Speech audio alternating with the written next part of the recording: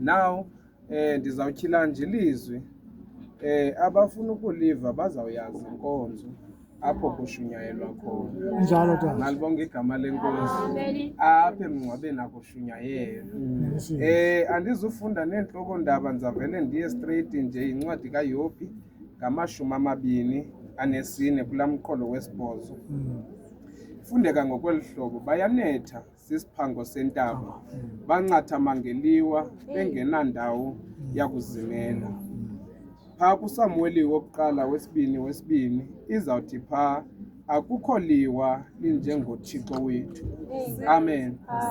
Eyona nto bendizayithetha family yakowethu yinto ethi uHana siyamazi, njalo nje nembandezelo nentlungu agqithwe kuyo yokuncikiveka angafumani mntana sele semtshatweni. Kodwa ke nibe nelakhi nina sipokazi nabantwana. Malibonga igama lenkosi, uThixo wanisikelela. Kodwa namhlanje simva uHana ethetha amazwi ovuyo namazwi okubulela kuThixo. Emva kokuba uThixo ye wasivula isibeletho sakhe, esithi akukho liwa linjengoYehova uThixo wethu. Malibonga igama lenkosi.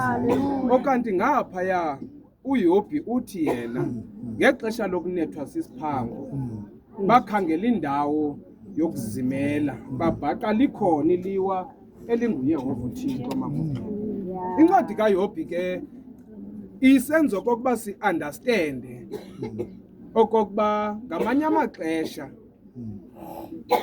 malibonga igama lenkosi, uSathane uyakwazi ukubamba imithingi kunye noThixo ngathi, njalo nje bathatha isigqibo without our permission. But kuyo yonke loo nto leyo we have to know okokuba whatever decision ethathwe nguThixo noSathana, ayithi loo nto uSathana unamandla ukogqitha uThixo. Ezinye izinto ke sipokazi zithi xa zisehla mamubhili nefamily yonke iphela, zehlela for 3 or 4 reasons. First, I can say, is to purify, is to teach, malibonga igama lenkosi, is to strengthen the soul. Ayikuba ke zizono ezenzo kokuba ibe kanti namhlanje silapha. Ayikuba kokuba uThixo ewe unitshikilele mzwa kwaphela. Kodwa kuyafuneka okokuba kuthi ngexesha lokunetha kwesiphango niyazi indawo yozimela.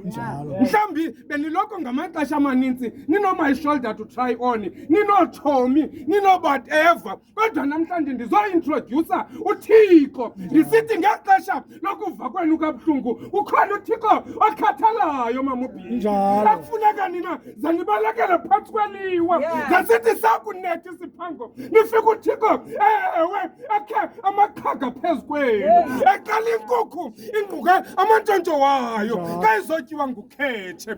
Unjalo kuThixo. Ndifuna okokuba zeniyazi isipokazi kule ntlungu nijongene nayo ngoku, zenibalekele kuThixo kuba abantu abanintsi baphoxwa ngabantu bebebathembile. Ndikuxelela noomasingcwabane baye baphoxa abantu athi umntu alilungu elipheleleyo ngomhla wagqibela umasingcwabane amphike, kodwa kukhona uThixo angasibalela izono zethu. Ndizathi ke nani zenithi ukuphakama kwenu namhlanje nithi mamubhili sibonile kula nyaka wokuphela kwe-2025 eliwe linguYehova, nathi siyasazimela ngalo sele kubuhlungu sibhujelwe ngumntana ngophanyazo. Ukhona uThixo ozawunithuthuzela. Yomelelani ke nina kodwa nisuke nijonge kuye uThixo. Noba abantu sele bethetha amagama akukukaHana bathetha amagama ngayo ngexesha esondele esibingelelweni ezocela umntana ngenxa yentlungu yakhe, abantu kakade bazawuthetha.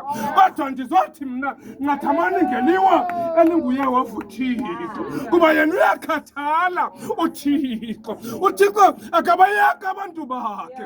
Ngulawa athi uDavide uThixo akaliyeki inyawo lomntu lityibilile. Ndizothi nakuwe ke sihlobo sam namhlanje sidibene apha, mhlawumbi uThixo xa bezobiza wena esithi sondela nawe uyabizwa lingakakutshoneli ilanga kungakabi lethi khawuzikhangeleli liwa azathi ngomhla wokugqibela uzimele ngalo ithaveni enizimela ngazo azinincedi ndawo ulonwabo olu enuluthandayo eniphulukana nezinto ngenxa yabo alizuninceda ndawo kukhona iliwa elinguye wavuthixo athi ohlabelelayo ewe ezintsizini zonke iliso liyabona nawe uthi kuyakubona namhlanje it's time to repent uguquke kwenzini kwakho ubuyele kuThixo ngoba uyabizwa ngoKristu inkosi yethu amen.